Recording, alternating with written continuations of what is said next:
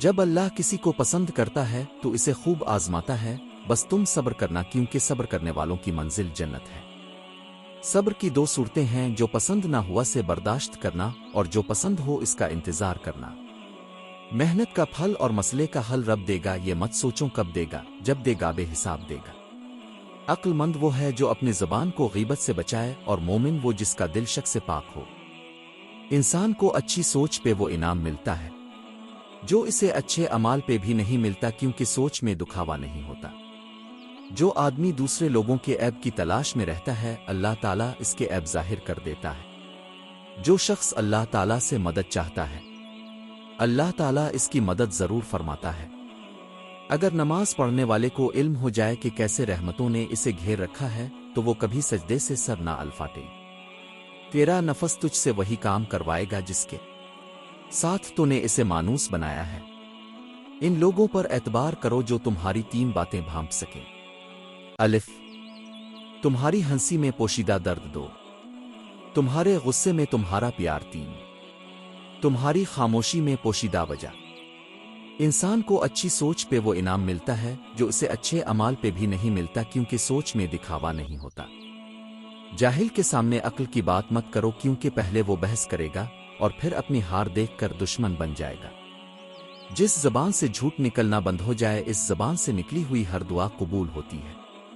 یہ دنیا بھی کتنی عجیب ہے، ایماندار کو بے وقوف، بے ایمان کو عقل مند اور بے حیا کو خوبصورت کہتی ہے۔ انسان کے جسم کا سب سے خوبصورت حصہ دل ہے، اگر یہی صاف نہ ہو تو چمکتا چہرہ کسی کام کا نہیں۔ حضرت علی۔ تین کام اللہ کو بہت پسند ہے: ٹوٹے ہوئے دلوں کو جوڑنا، نہ چاہتے ہوئے بھی کسی کو معاف کرنا، اور کسی کے گناہ پر پردہ ڈالنا۔ صبر ایک ایسی سواری ہے جو اپنے سوار کو گرنے نہیں دیتی، نہ کسی کے قدموں میں، نہ کسی کی نظروں سے۔ نماز کی فکر اپنے اوپر فرض کر لو، خادی کی قسم دنیا کی فکر سے آزاد ہو جاؤ گے، اور کامیابی تمہارے قدم چومے گی۔ کبھی نہ گرنا کمال نہیں ہے، مگر گر کے سنبھل جانا کمال ہے۔ عقل مند اور حساس لوگ ہمیشہ غم و فکر میں مبتلا رہتے ہیں۔ کبھی تم دوسروں کے لیے دل سے دعا مانگ کر دیکھو، تمہیں اپنے لیے دعا مانگنے کی ضرورت نہیں پڑے گی۔ اچھا دوست ہاتھ اور آنکھ کی طرح ہوتا ہے، جب ہاتھ کو درد ہوتا ہے تو آنکھ روتی ہے، اور جب آنکھ روتی ہے تو ہاتھ آنسو صاف کرتا ہے۔ جب تمہاری مشکلات حد سے بڑھنے لگے تو سمجھ لو کہ اللہ تمہیں کوئی بلند مقام دینے والا ہے۔ خوشگوار ترین زندگی اس شخص کی ہے جو اللہ تعالیٰ کے تقسیم کردہ رزق پر راضی ہو۔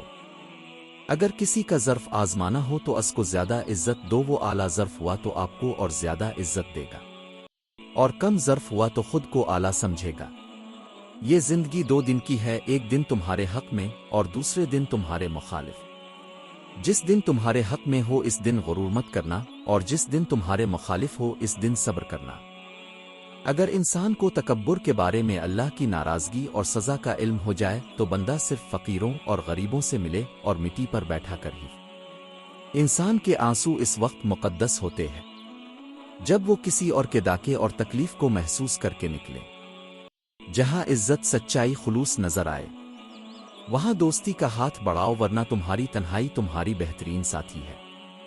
جب لوگ غصے میں ہو تو ان کی بات غور سے سنا کرو، کیونکہ اصل حقیقت تب سامنے آتی ہے۔ کسی انسان کی محبت پانا چاہتے ہو تو اس کو بتا دو، کیونکہ زندگی موقع کم اور دھوکہ زیادہ دیتی ہے۔ جھوٹے کو جھوٹ کی وجہ سے تین مصائب پیش آتے ہیں۔ اللہ تعالیٰ اس سے ناخوش ہوتا ہے، لوگ اسے ذلیل و خوار سمجھتے ہیں، اللہ تعالیٰ کے فرشتے بھی اس سے ناخوش ہوتے ہیں۔ جو آدمی اپنی قدر اب نہیں جانتا تو کوئی دوسرا آدمی بھی اس کی قدر نہیں پہچانتا۔